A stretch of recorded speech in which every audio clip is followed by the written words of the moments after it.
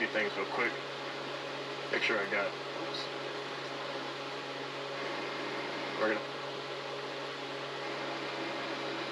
Really is a beautiful morning here in Wyoming.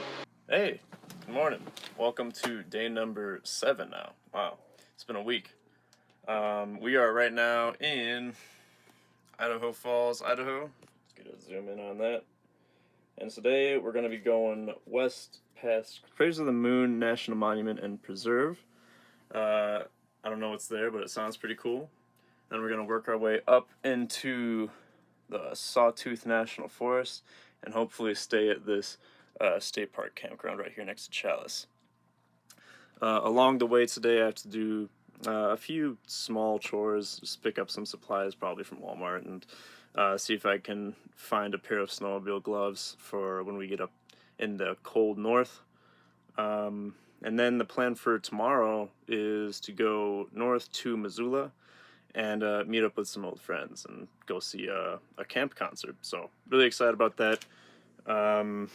In about 4 days now, we make the border crossing into Canada.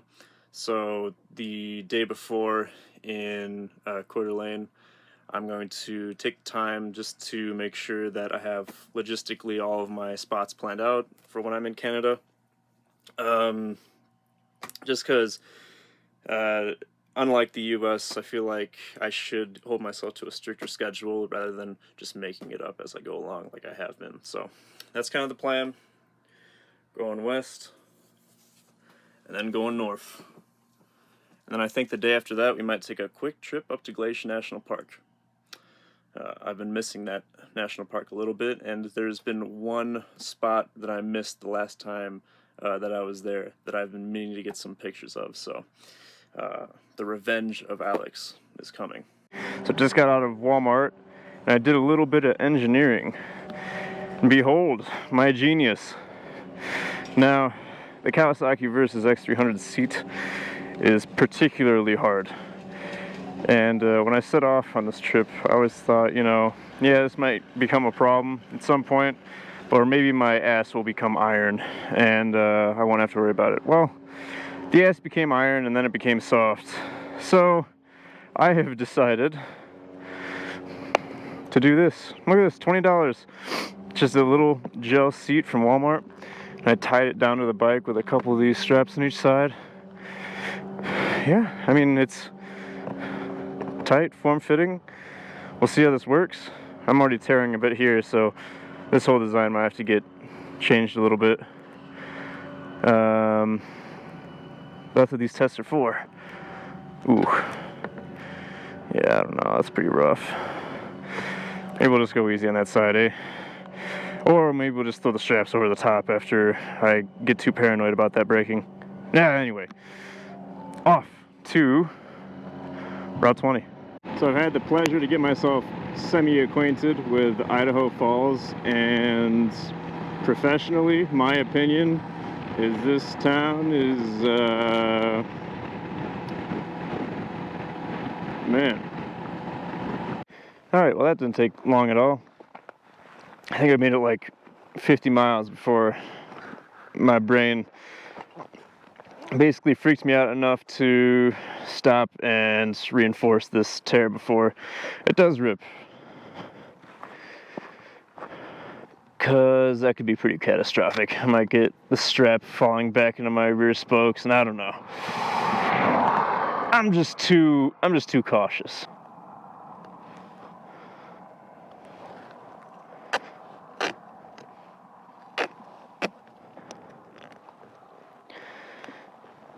A little cut here. Go. Would you look at that? 1, 2, 3. 3 buttes. Or butts. Oh, fucking hell. I just ripped it more. Oh my god. Oh my god, this is just going horribly. This is not going at all the way I thought it was going to go in my head. Alright, I might cut here and actually just restrap this down. With the exception of the buckle that will be in my butthole, I think it's fixed. When I get to camp for the night, littering, I'm gonna take off the seat and run both of those things underneath the seat so then I can get this buckle out of the way and it'll be held down the front and back. I think that's the best way.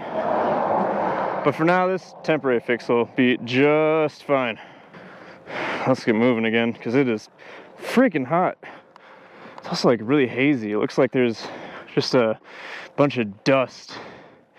It's just completely obscuring those mountains up there. And it is hot. Holy cow. There's a really strange smell to the air here I've never experienced before. Okay, let's ride.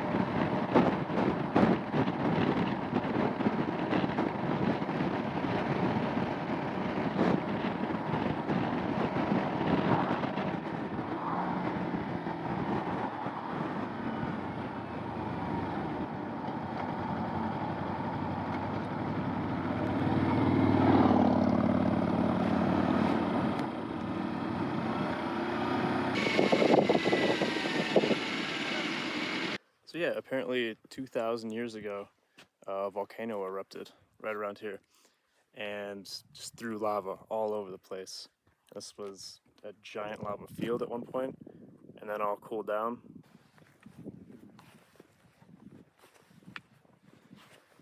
Yeah, just imagine like all of this just molten hot lava sitting around. It's pretty wild, though. I don't really get why it's called the Devil's Garden, though. I haven't seen one piece of torture equipment here, and not one person has screamed out in agony so far. Pretty disappointed. So from what I gathered from that sign, this guy right here is kind of like a little brother to the one that went off. That is still a volcano. He's just a little tyke compared to what the behemoth was that did this 2,000 years ago. I wonder if that's it right there. See that? Well, it would be a mountain. It was just like a crater. Okay, so after a quick trip into the visitor center, I've gained new knowledge. Some of that knowledge is that I was wrong. It wasn't a single volcano that went off and made those lava fields. There were many.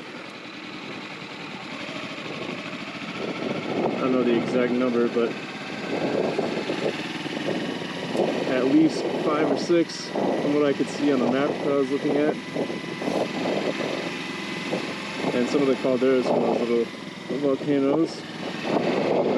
Okay, so editing Alex here from the future of this clip. But the other thing that I learned was that the supermassive volcano that was underneath this park and has moved across the Boise, Idaho basin is the same one that has created that giant caldera that's known as Yellowstone. That's actually just kind of been, that volcano has been sitting in the same spot, but the Earth's crust has been rotating over the top of this volcano field. And it's been leaving behind these giant calderas every few million years when the volcano goes off. And what I just pointed out is very interesting. And that's pretty much it. I had to go back and add in some voiceover for this because, well, I kind of suck at audio. You already know this, but I think I've solved it. But for the next few videos, audio is going to be pretty shit. So Bear with me. I'm figuring this out as I go. But I think I have it solved now. I'm like 90% sure. Don't hold me to that, but I'm pretty sure.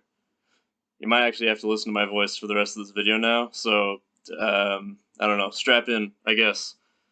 So this is me a little bit later on in the day, moving into the Sawtooth Mountains that I was talking about in the beginning of the clip. This day was really hot. I remember when I got to the campsite, and I think you'll see it in the clip at the end, looking back at my face, I was toasted, absolutely baked. It was a hot one and pretty windy, but it was gorgeous. I think like maybe the next clip here that I'll show will have some of the more spiky sawtooths. Yeah, there we go. Really pretty mountain range. Remind me a lot of the Grand Tetons, actually. Not as nice, but still very cool.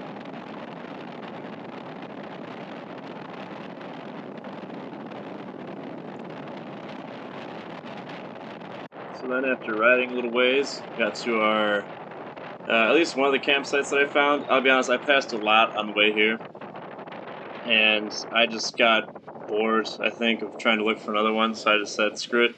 This one's probably going to be good enough. And it was. It was totally. It wasn't. I'll be honest. This campsite kind of sucks. It was hot. There was no shade, and I was just in a mood, definitely, at the end of this day. So, just glad that you know, I was able to find some place to call home for the night. But anyway, I think that's enough from editor Alex. Now, I think the rest of the clips in this should be fine from the camera. Again, apologies to the audience on this one, and on the next few videos, probably. But hey, you know what? They're my videos, so they can be mediocre if I want them to be. So, deal with it. Haha. Okay. Found a place to camp for the night. Boom. We're right on the river. Look at that. I'm pretty tired and hot though, so that's gonna be it for me today. I'll see you tomorrow. Oh, also, update on the bee sting. It's not too bad. It does itch though. It's very itchy. Bee sting's supposed to itch?